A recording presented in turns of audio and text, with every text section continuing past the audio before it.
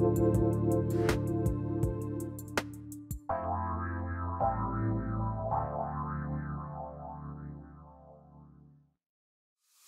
to the Dr. Diane Show, where we explore revolutionary expansion of mind, body, and soul with me, Dr. Diane Hayden. With over 20 years of expertise as a mindset warrior, perspective shifter, and unshakable optimist, I am dedicated to helping you reach your wildest dreams in business, health, performance, and relationships. Learn about the power of thought and how it shapes your life to take risks, change careers, find love, go on adventures, and live passionately with me, Dr. Diane. Get ready for revolutionary ways of thinking, being, and creating an amazing life. The Dr. Diane Show starts now. Hi, everyone. I am Dr. Diane Hayden, and you are listening to the Dr. Diane Show on Transformation Talk Radio. Stay with us for the next hour where we will explore revolutionary expansion of mind, body, and soul. Each week on the Dr. Diane Show, we will have experts from around the country discussing cutting-edge topics on longevity medicine, natural health, mindset, and soul purpose to help you shift your perspective and become a mindset warrior like me.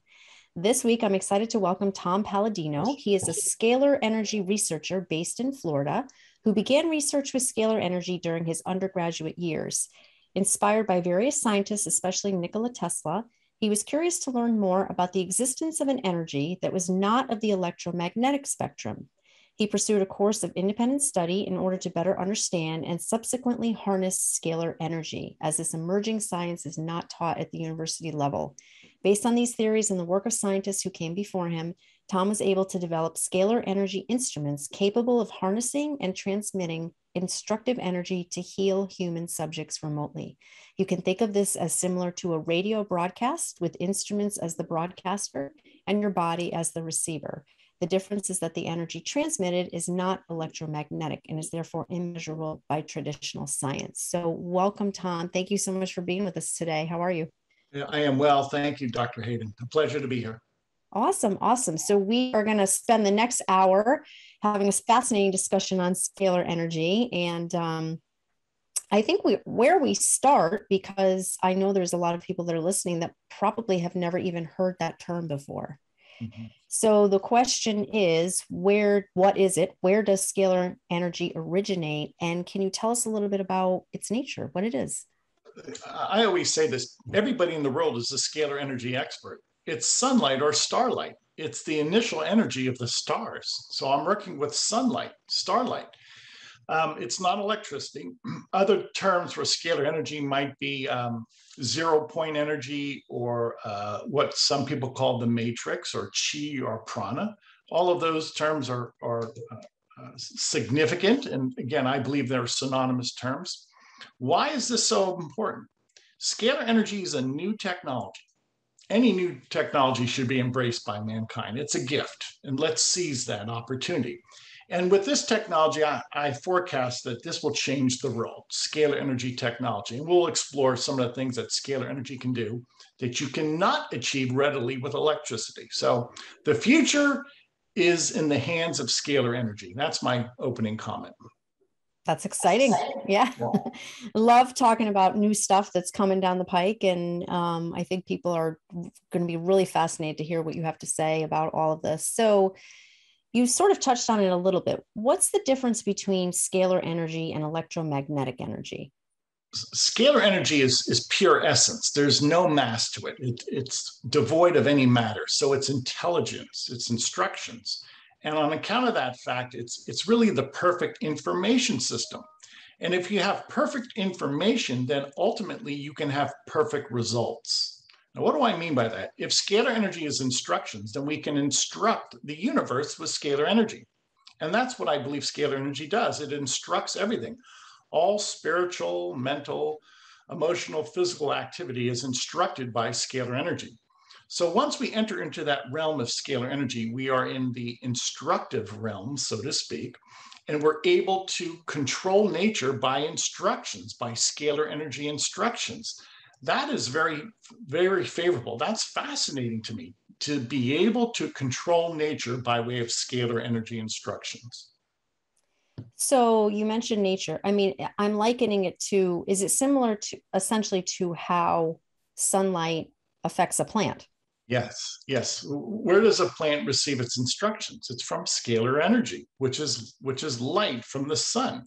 And that's a good point. This is the life force of the universe. So whether it's a plant, a person, or an animal, it doesn't matter. Scalar energy is instructing everything in the universe. So this really is the prime mover. This is the animating force of everything in the universe. Yeah, it's really fascinating to me. I mean, and when you think about it, all of nature, like you said, gets its instructions from this. Yet we humans haven't, I'm not going to say, I was going to say haven't figured out, but we have figured out. We don't even think about that as a potential healing force. Yeah. And why is this so important? Well, keep in mind, there's always a cause and effect. So if the cause is scalar energy and the effect is our physical body or our mental constitution, then if we go back to the cause, we should be able to predict or guarantee a favorable outcome to our physical and or mental constitution. That's what I'm getting at. So in order to control nature and in order to mandate nature to improve our mental and physical health, if we can control scalar energy, then we can control the outcome as to our mental and physical health. Yeah, it is fascinating because when you think about the plants, right? Like they're intuitive, I guess I never really even thought about it in terms of the perspective of, okay, how does a plant take sunlight and know what to do with it? Right. And so that's, I think, where we're kind of getting at, like, we as humans have to figure out how do we take that energy and use it in our body. Yes. Yeah. Splendid analogy, doctor. And that's so pertinent. The sun embodies, the sun enlivens a plant. And without that sunlight, you don't have biological life, whether it's a plant or a person. So we have to go back to the cause, which is scalar energy from the sun and the stars once again. And we have to say, what is that fundament that is driving the universe? That's the pressing question right now. And this is what I have observed, that scalar energy is the cause of all phenomena. I know that's a bold statement, but it's true on account of the fact that I'm looking at this from a cause and effect relationship. Right. Yeah, exactly. So, how does scalar energy, let's talk about what it actually does in the body. How does scalar energy, and I think you use the term scalar energy and scalar light interchangeably. Yes. Yeah. How does that affect our ability to form our own nutrients, like the plant does, essentially? Sure. So when I'm working with scalar energy, it's a new science once again, and I'm working with people remotely by way of their photograph. All scalar energy sessions are downloaded into a photograph of a person or an animal or a plant. Now, with that said, when I'm working with this photographic dimension, this quantum dimension, I can impart instructions on a photograph. And in so doing, I can rearrange the elements and the proteins in the body, in the human quantum body, into, say, the B complex vitamins or into an amino acid. So let me put this into motion. If scalar energy is the cause of all phenomenon, then by working with a photograph of a person, I can instruct that photograph to rearrange the existing elements into, say, vitamin C, or the existing elements into, say, resveratrol or any other antioxidant. We're simply rearranging molecules. We're simply rearranging elements. And this is conservation of energy. This is conservation of work, in which we don't have to create matter. We simply rearrange matter. That's so fun. To me, that's phenomenal. And that's the key here. And that's why this works. Scalar energy instructions will actually create a molecule, such as an amino acid or a mineral. That's fascinating to me. Yeah, to me too. So essentially, I'm trying to visualize, as I'm sure many of our listeners or people who are watching this podcast are trying to visualize the process, right? Like, so you have a person's photograph, and is it like a machine? How are you actually Yes. doing what you're doing. Yeah, and that's the key. These are custom-built scalar energy instruments. Over the years, I've perfected these instruments. I work with a brilliant engineer. All of this is really from the groundbreaking research of a man by the name of Galen Hieronymus, who's deceased. But nonetheless, these are custom-built scalar energy instruments. And if you will, I think I have the first light bulb, so to speak. I think I have the first iPhone. I think I have the first computer. So I have one of the first scalar energy instruments, and I've perfected this instrument to be able to assemble micronutrients in the body. And we do it all by way of light instructions. So if sunlight can provide photosynthesis and provide those instructions for a plant, then my sunlight can rearrange elements, can rearrange minerals, can rearrange vitamins inside the human body. Wow. Yeah, it makes perfect sense. Like I'm saying, if we liken this, I keep coming back to the plant analogy, but if you liken it to that and you think about, okay, the plant takes this light in and it basically does what it needs to do with it. Mm-hmm. You would think for all intents and purposes that the human body would have the same inherent knowledge, like that intuitive knowledge to take this light. Yes. And to, whether it's to heal something, to rearrange something, to boost immune system, to, generate different vitamins, minerals, amino acids, all of that. Yes. And to further that point, if we look around us, nature, and we look at the fact that we have plants, we have grass, we have trees that grow by this, if you will, this download of information, and that we're surrounded by biological life. Where did those instructions come from? It comes from scalar energy. Even our genome, the human genome, the animal genome, all genomes are produced and maintained by scalar energy. So consider what I'm saying. Scalar energy is not only responsible for our DNA, the life molecule, it's responsible for photosynthesis, it's responsible for all biochemical processes. This is the cause of cause, okay? If you want to know what's driving the train, this is the locomotive that's driving the train of the universe. It's scalar energy.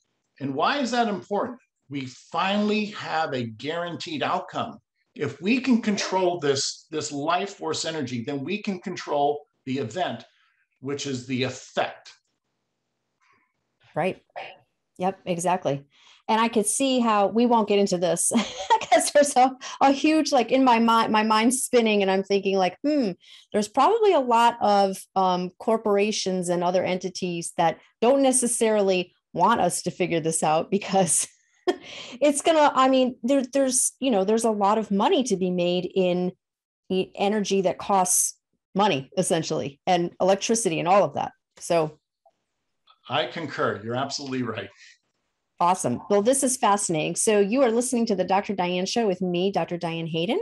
We're going to take a quick break. And when we come back, we will explore more with Tom Palladino and Scalar Light. Stay tuned. We'll be right back.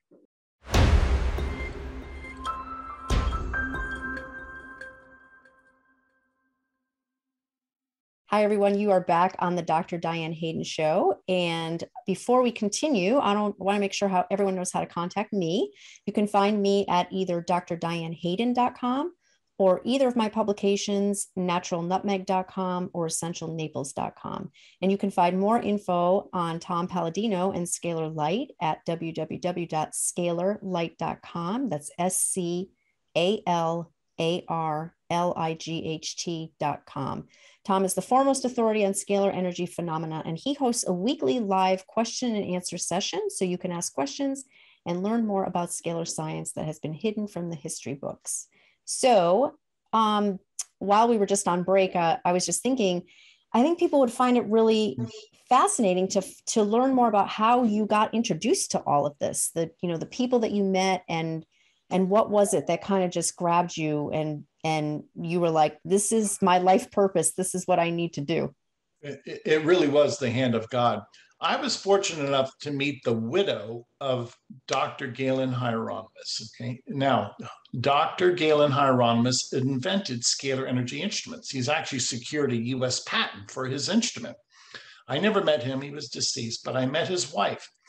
And she was in her 80s, Sarah Hieronymus, a brilliant researcher herself. And she more or less bequeathed his lab notes to me, many of his secrets, many of his instruments. I actually could purchase instruments from the Hieronymus family.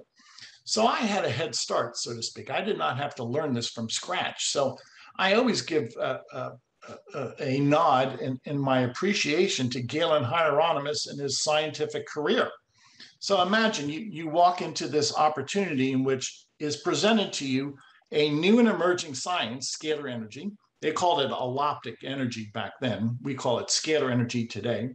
And I had access to his laboratory and I had access to his instruments. I was thunderstruck when I learned as to what he was doing. And I said to myself, I have to forward this. Even though he's now, Dr. Hieronymus is deceased, I have to continue on with his work. And essentially the keys of the kingdom were handed to me. And I said, well, this is God's purpose and I'm going to follow this. So it really is, it will make a great novel someday, but that is true. I'm not embellishing that story whatsoever. Yeah.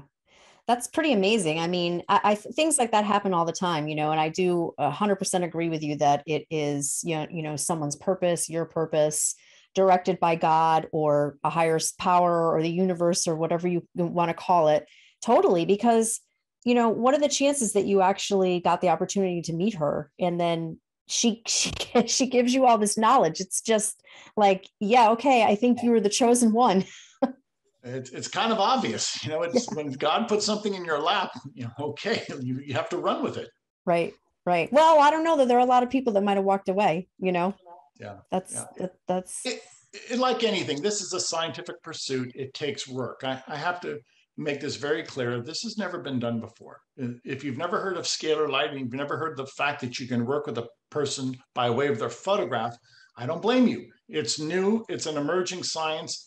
We're at the cutting edge. In 10 years, this will be common knowledge, but right now it's still new and emerging. Mm-hmm. Yeah, absolutely. And that's exciting. And I'm excited that we met, and I'm happy to, be able to interview you and get this knowledge out there for sure. So let's go back to a couple other questions that I had. How does scalar energy actually allow you to enhance the energetic state of someone by way of their photograph? Is there a way that you can kind of explain that? Give us a visual. Yeah, every photograph of a person or an animal captures their force field or captures their actual scalar energy signature. And then I can access that force field by way of a scalar energy instrument. So let me make this very clear. The only way you can access a scalar energy force field is with a scalar energy instrument. So in other words, if I took a person's photograph and placed it in a refrigerator or a toaster, it would not do anything. The way you access a photograph is by a scalar energy instrument. And with that in mind, these instruments form an immediate connection with your quantum field. Now, if a satellite can find a satellite dish or a GPS unit, or a satellite can find a cell phone tower, then my instrument can find your quantum field on a photograph.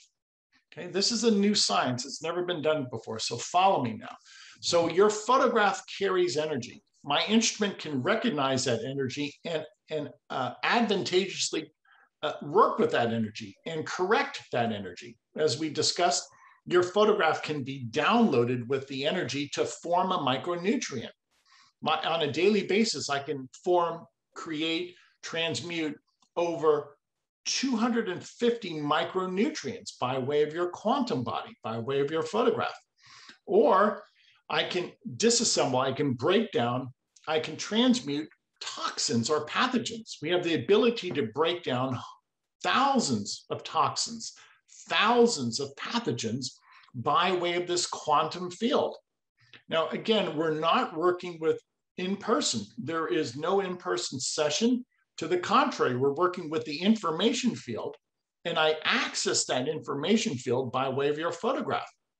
So indeed, this is a new science. It's quantum science. The party to the action is the photograph. We don't work with physical, anything of a physical nature. There is no physical in-person session. We access the quantum field. Now, to give you an analogy, many times you hear in the computer industry, the cloud. What is the cloud? It's the information cloud. It's that universal information system that we have by way of the internet, by way of computer programming. Well, that's what I'm working with. I'm working with the cloud of scalar energy, which is information. It's non-physical. And the way you access that is by way of a scalar energy instrument, not by way of a computer. So this is a new science that accesses the information cloud of scalar energy. So you use someone's photograph, and obviously, you don't. I understand that you don't need the person to be there live in person. Yes. But let's say somebody wanted to. Would there ever be a time that you would treat someone like in live? Probably not. Why? Because the instruments are not designed to work with people. I cannot place a person or an animal inside the instrument. The instrument right. is miniaturized, and it can only work with photographs. So it would almost be impossible to place a person inside a scalar energy instrument. Now, I guess if we went to scale 20 to 1 or 30 to 1, we could build gigantic instruments that you could walk into, but I've never done that. So I'm trying to economize on space and time and resources. So to answer that question, the instruments are miniaturized and they're only designed to work with photographs. Right. Yeah. I was just curious. I mean, obviously, to me, it makes more sense to do it the way that you do it, because then you can treat anyone anywhere in the world versus them having to come see you. Yes. And I liken this again to pretty much most people are familiar with prayer circles or healing circles where people have meditated or prayed for someone and that person has had a healing. To me, it's the same sort of transference of information, right? Yes. You can't see it, but we know that there is an intention and it's happening. Yes, that's a perfect analogy, Doctor. What is prayer? It's scalar energy in action. Does prayer work? Does meditation work? Of course it works. And what is the fundament? It's scalar energy action. So I have a prayer instrument, so to speak. Many people pray from the heart, which is much more powerful than my instrument. I have an instrument that prays and sends out scalar energy. That's a great analogy. My instrument is the analog to prayer. Mm-hmm. Yeah. So we're going to talk about some actual case studies before we get to the end of our show, but there's a couple other questions that I wanted to touch on before we go to our next break. And one of them, one thing you mentioned when we were just talking earlier is that scalar energy is the cause of gravity. Can you help us understand that? Yeah, again, we're looking at cause and effect relationship. Gravity is the effect. Gravity is not a first cause. So scalar energy, when you compress scalar energy, so to speak, that causes gravity, that produces a gravitational field. When you relax scalar energy, you have anti-gravity. It's that simple. Now, there have been scientists, and Dr. Hieronymus was one of them, who created a scalar energy instrument that would levitate, that would experience anti-gravity. And the way he did that, he negated or he relaxed the scalar energy, and in so doing, then gravity relaxed. So when you relax scalar energy, you will see a levitation, you will see anti-gravity. And that's what one of his instruments started to perform, an anti-gravity phenomenon. Wow, that's really cool. And yeah, now I remember in one of our discussions earlier, you were explaining to me how the process all works in terms of eliminating a virus or bacteria or something like that. It's actually taking apart the molecular bonds that virus has to have in order to be causing disruption in the body. So once you release those bonds, the virus goes away. Yes, that's the guaranteed process. The scalar energy can release the molecular bonds, say, of the herpes virus. And what happens? The herpes virus no longer is held together in some type of geometric molecular structure. You break down a virus, the virus ceases to exist. Right. Awesome. I love it. Well, this is really exciting. You're listening to the Dr. Diane Show with me, Dr. Diane Hayden. We're going to take a quick break. And when we come back, we'll be talking more about scalar light with Tom Palladino. Stay tuned. We'll be right back.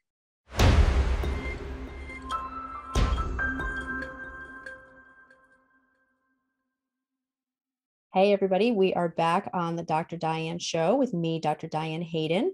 I am talking today with Tom Palladino of Scalar Light. You can learn more about him at www.scalarlight.com. That's SCALARLIGHT.com. And Tom actually offers a free 15-day trial. If you go to his website, you can check that out. And we're going to actually get into some really fascinating stuff, because I'm sure that people who are listening are thinking, okay, I want to hear about people that he's actually worked with. Like, what has he actually seen? So let's start with that. Tell us about any experiences that you've witnessed when working with scalar energy in your lab. And then I know you're actually doing a lot of things worldwide too with scalar energy. So we'll get into that too. Invariably, when I'm working with a scalar energy instrument, it's a local scalar energy force field. It's not electromagnetic. And if I bring, say, a computer or a cell phone close to my instrument, the computer and cell phone cannot function, because a computer and a cell phone can only function in an electromagnetic energy. They only recognize electromagnetic signals. When I place a computer or a cell phone close to my instrument, the scalar energy overrides the computer signal. The scalar energy overrides the cell phone signal. A computer and a cell phone are inoperable. They will not work close to my instrument. Now, that's one of the indications that I had initially, that I was working in a different force field, a force field that is outside of electricity and magnetism, so to speak. There's other phenomena. I live in Florida, and sometimes during a lightning storm, my instrument will start communicating with the atmosphere. And I have experienced small but very noticeable lightning bolts on top of my instrument. My instrument becomes alive. It's sort of like St. Elmo's fire.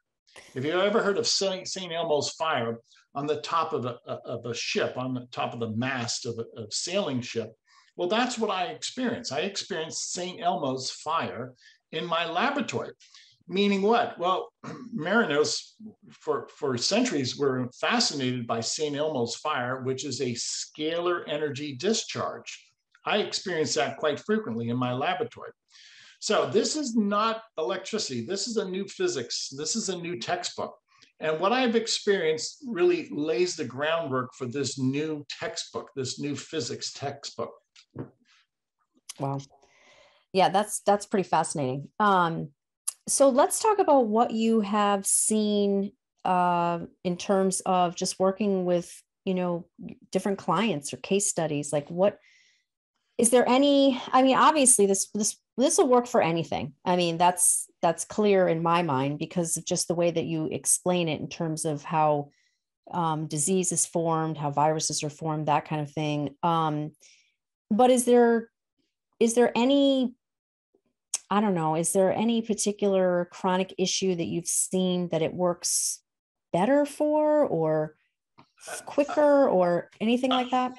I will lay claim to the fact that scalar energy is able to negate the molecular bonds of, say, pathogens and toxins. And the reason I say that, after now experimenting for 25, 30 years and doing all this by way of a person's photograph, I have seen the ability of scalar energy.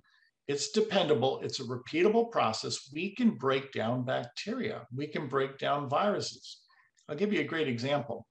I'm working with people in Delhi, India, from an HIV/AIDS clinic in Delhi, India. Now, everybody in that clinic is faring better after submitting their photograph to me. Now, keep in mind, I live in the United States. I live in Florida, but people from around the world, in this case, Delhi, India, are emailing me their photograph.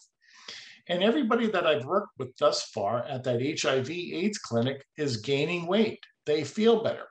Now, some of those people have gone on to receive a PCR test looking for the presence or absence of the HIV virus. And all of those tests that have been conducted, everyone reveals no viral load. That everybody in Delhi, India now has no viral load of HIV. But keep in mind, Western science, Newtonian physics, cannot explain this cause and effect relationship. The only way you can explain this is by scalar energy theory. So what I am proposing is a new way of looking at this cause and effect relationship. It's exclusively a scalar energy action that will require a new understanding of physics in order for us to come to any conclusion. I simply present my work, and then I'm going to allow the scientific community, the academic world, to come to the conclusions. Okay, and that's only appropriate. A third party must test what I am doing. Right. Yeah, exactly. And it's an interesting question too, because, I think where scientists are going to come up against resistance is there's nothing, it's invisible, I guess, right? It's like yes. It's an invisible force. That's the exact point, doctor. If something's invisible, how can you prove or disprove it? Right. You only can prove or disprove it right now by the results. Nobody's been able to measure a scalar wave. Nobody's been able to sense it either by touch or by sight. You're absolutely right. And if something's invisible, then we really cannot understand it from that foundational standpoint. We have to see the effect, the result. Right. Yeah, that's true. And you can't argue with, first of all, it sounds like it's 100% success rate. But I mean, even if it was, 50%, 60%, it's just, there's a certain point where I don't think you can argue, oh, coincidence, right? Like exactly. It's beyond coincidental. You're right. Exactly.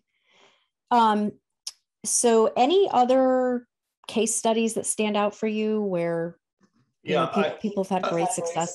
I'll titillate the audience. My predecessor, Dr. Hieronymus, was working with the Apollo 11 astronauts, and he performed a test for NASA in which he was treating the astronauts by way of their photograph during the lunar march, during their lunar voyage. And he was receiving signals from their photographs while the astronauts were on the moon. Now you have to say to yourself, what does that signify? It signifies that a scalar signal cannot be weakened over distance. It signifies, even if the astronauts are on the moon, that their photograph is still energetically alive with scalar energy. This is that new science of scalar energy, in which you can treat astronauts on the moon by way of their photograph. Wow, that's pretty amazing too. Yeah. Again, it's just, it's to me, it just comes down to the same way of thinking of, people who hold prayer circles or remote healing. And, we have all these case studies where people have healed things, people have gotten rid of viruses, people have gotten rid of disease. And when you think about, how does disease actually form? Like my question to you earlier, is there a certain, is one disease more treatable than another? When that's almost a moot question, because when I really back it out and I think about, well, all disease basically comes from either a virus or a bacteria or a pathogen or something, that is not working correctly in the body. So this should treat all of that. It should. And when we firmly understand scalar energy and how this life force energy controls everything, then we should be able to cure all disease. Because if this is the fundament, if this is the cause of everything, including the cause of wellness or the cause of disease, then all we have to do is correct that faulty information and you no longer have disease. Right. Yeah, exactly. It's funny. I was at a longevity anti-aging conference about a month ago, and I'm in the room with, a bunch of big time researchers and whatnot. They're doing fascinating studies on basically turning back the clock in mice and things like that. But they had all these, like biohacks and tips and tricks and things that you could do and what they were doing with their mice and all of that. But nobody was really talking about energy or meditation or how you manipulate that or how that comes into play. It was all, okay, well, you could gene therapy or, you could take HGH or another supplement or a way to exercise, or it was pretty much all physical stuff. And I'm sitting there thinking like, gosh, like these are like the brightest minds in the world. There were international people there. And no one's talking about energy. Yeah. It's a shame. And again, just to emphasize, energy is the cause. The biochemistry of the body is the effect, the end result. I would much rather spend my time on the cause than the effect. And that's what's the opposite in medicine right now. Everyone, even if they're trying to cure aging or just cure a disease, they're looking at, okay, the person has the disease. Now, how do we get rid of it? They're not looking to try to figure out what was the root cause of that. That's exactly what you're saying. No one's looking at the cause. Right. And here's an analogy that I use frequently. If you have a train, a locomotive, does the caboose command the train? The caboose? No. The locomotive, the engine, commands the train. Once we get back into the engine, the locomotive, then we will command the train, not from the caboose, from the engine room. Yeah, that's exactly right. That's exactly right. So one quick question before we go to break. Can you explain how scalar light balances the 7 major chakras? Chakras are composed of scalar energy. A great way to balance those chakras is with a chakra machine or a scalar energy instrument. So I have the advantage of balancing the chakras with scalar energy because the chakras are composed of scalar energy. So it's just natural. In order to balance and harmonize the chakras, you need a chakra instrument or a scalar energy instrument. It's that simple. Awesome. Cool. We're going to get into a few more exciting things before we wrap up the show for the day. We're going to take a next break. My contact info one more time for you is www.drdianehayden.com or naturalnutmeg.com. This is the Dr. Diane Show with me, Dr. Diane Hayden. Stay tuned. We'll be right back.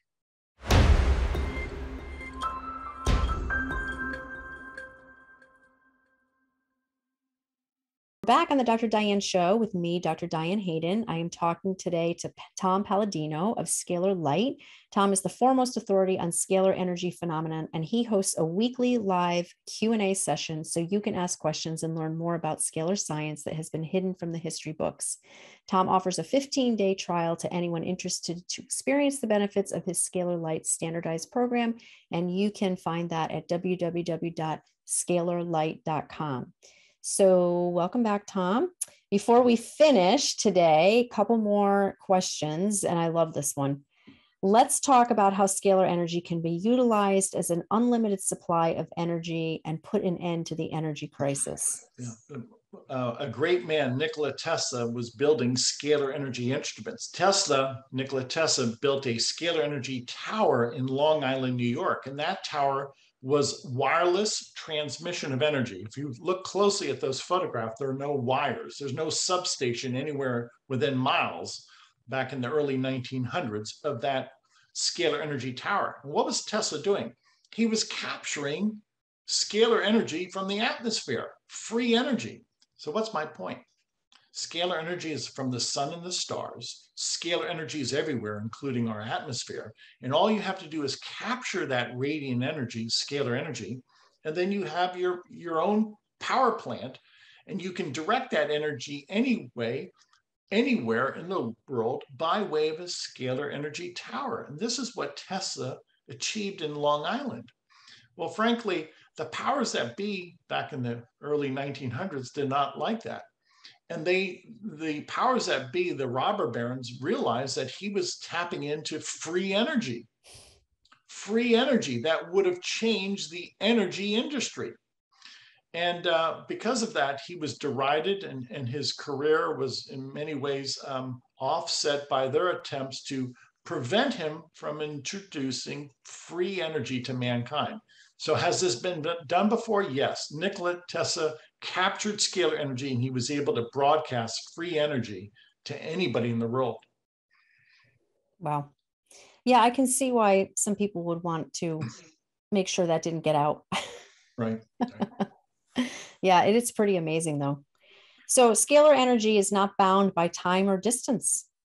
That's correct. Why do we say that? Well, if it's sunlight and starlight and the stars are everywhere, so this energy is everywhere. So once you enter into that dimension, there is no point A and point B. Everything is interconnected by this divine energy, this star energy. So with that said, scalar energy is everywhere instantaneously. So that's the holographic universe, or some people might call the matrix. We're no longer dealing with point A and point B, which is the distance between point A and point B. There are no points in the scalar energy dimension. You cannot plot this out on an XY graph. To the contrary, everything is interconnected. And because of that, it's one gigantic holographic universe in which any point represents the universe, and conversely, the universe is represented by any point. Now, you really have to think about that, and you really have to consider this new way of existence, this new dimension, which is nothing like what you would find in the electromagnetic spectrum. Scalar energy is not the electromagnetic spectrum. Right. This just popped into my head, actually.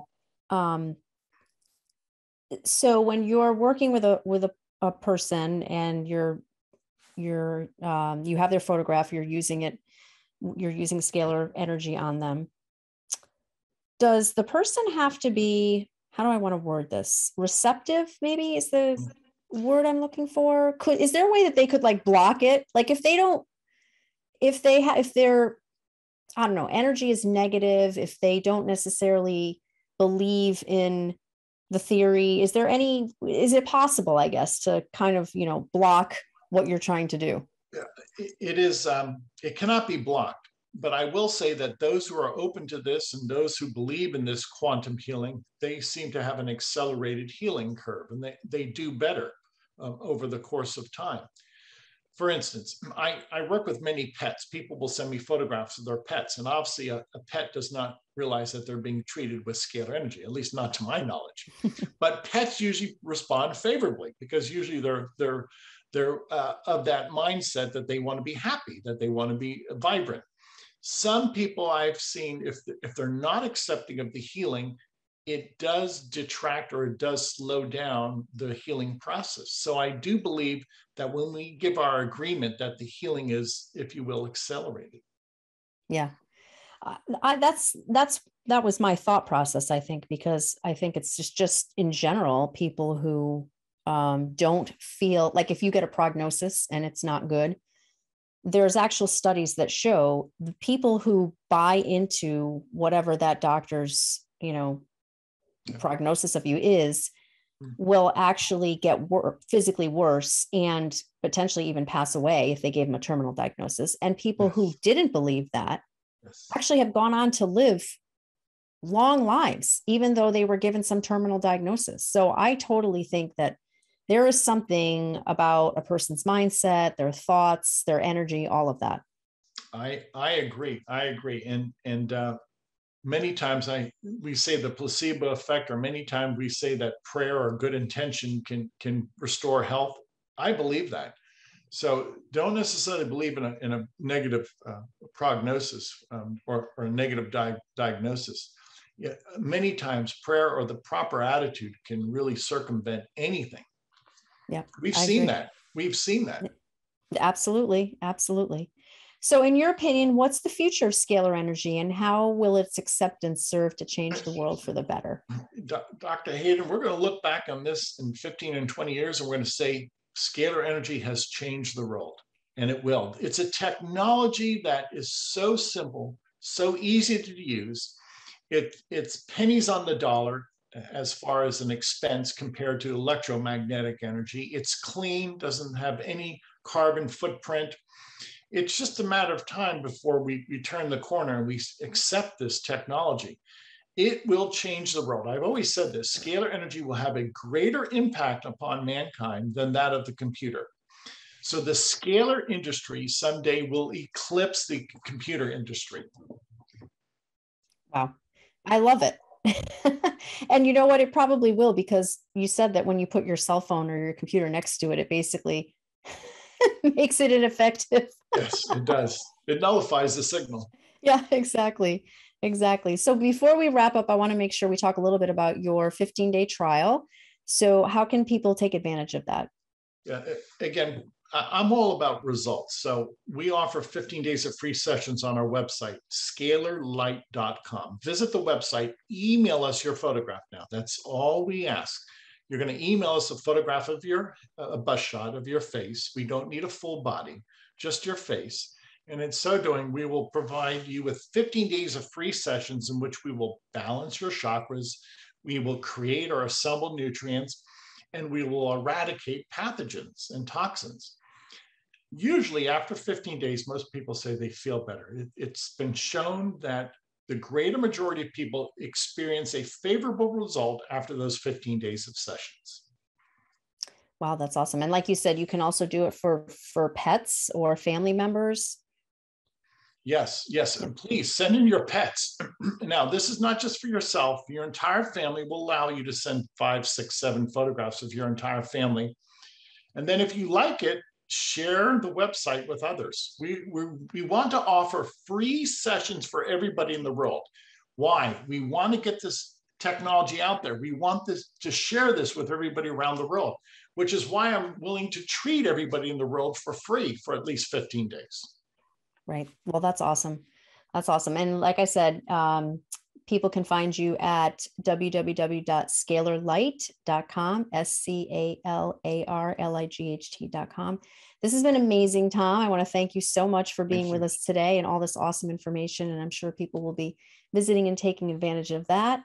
I want to thank you all for tuning into the Dr. Diane Show. Please join me every Thursday at 11 a.m. Eastern and 8 a.m. Pacific. Next week on the Dr. Diane Show, we'll be discussing more about the power of thoughts and beliefs and the impact they have on your life. Have a great week, and I'll see you back here next time. Thank you for tuning into the Dr. Diane Show, revolutionary expansion of mind, body, and soul with me, Dr. Diane Hayden. Tune in every Thursday at 8 a.m. Pacific, 11 a.m. Eastern on TransformationTalkRadio.com. Center your thoughts on what you want and shut the door on every suggestion of fear, worry, or lack from your own consciousness or the consciousness around you. Once you master that, everything is possible. To learn more about me, Dr. Diane, and receive a free digital subscription of my magazine, visit naturalnutmeg.com.